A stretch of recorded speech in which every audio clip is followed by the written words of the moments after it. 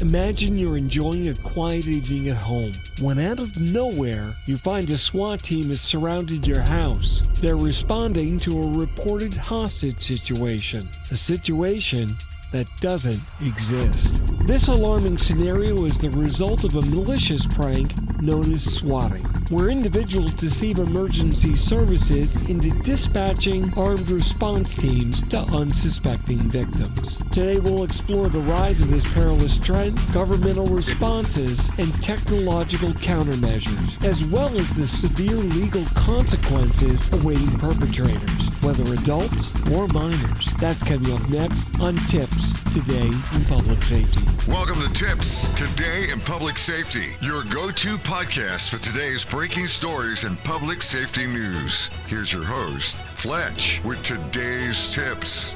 Welcome to TiPS, Today in Public Safety, a podcast that keeps you informed on critical issues affecting public safety and our communities.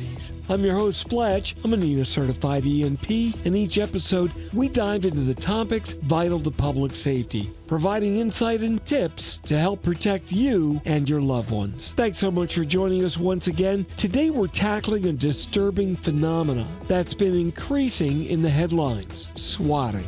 This dangerous prank not only endangers innocent lives, but also strains emergency resources. Let's dive into what swatting is and why it's on the rise, as well as who the typical targets are and the serious ramifications for those that are involved. The rise in swatting incidents. Swatting's escalated alarmingly in the recent years and months. Initially, it was primarily associated with online gaming disputes, but now it's been weaponized against political figures, media personalities, and private citizens alike. Notably, conservative media figures have been the recent targets, with incidents posing severe risks. The surge underscores the evolving nature of swatting, from isolated pranks to widespread harassments. So who are the targets and why? Well, recently the spectrum of swatting targets has broadened significantly. While gamers still remain frequent victims, individuals with public personas, political affiliations, or just controversial opinions are now increasingly at risk.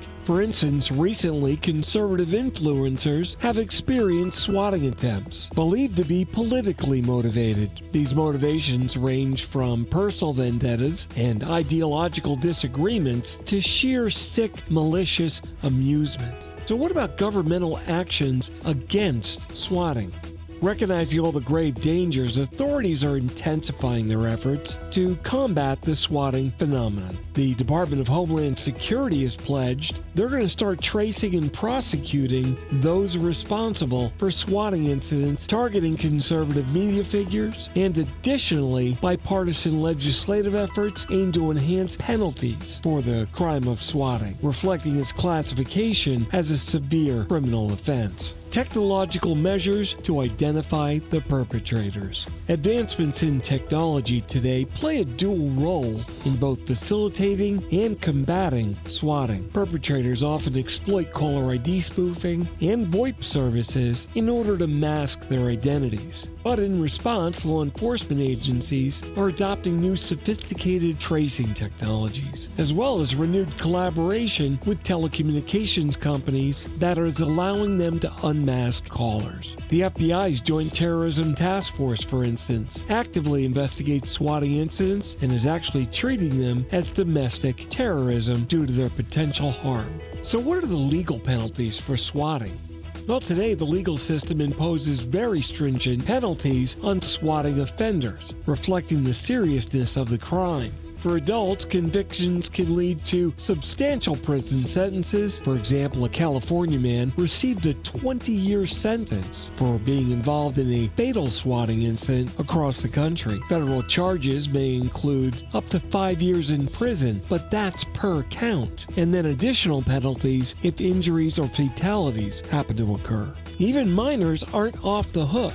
While juvenile offenders may face different legal proceedings, the consequences still remain severe. Recently, a California teen was sentenced to 4 years in prison for making hundreds of swatting calls across the U.S. Additionally, juvenile courts may impose detention, probation, and mandatory counseling, emphasizing rehabilitation alongside accountability.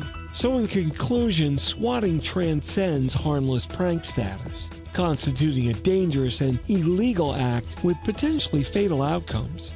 Well, that wraps up today's episode of TiPS, Today in Public Safety. This is Fletch. Remember, you can follow me on social media at Fletch911 and check out all my blogs on Fletch.tv. Stay safe, and if you're in public safety, thanks for what you do every day. We'll catch you next time. Take care.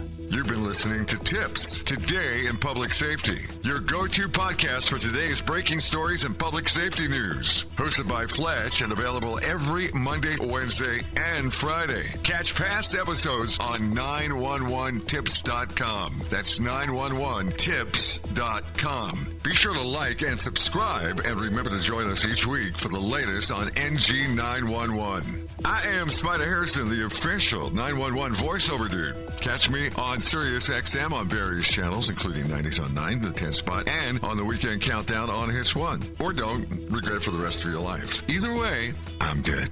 TiPS is brought to you by 911 Inform, the leading next-generation 911 solution for enterprise compliance with federal 911 regulations. Visit them on the web at 911inform.com. 911 Inform, making every second count when it matters the most.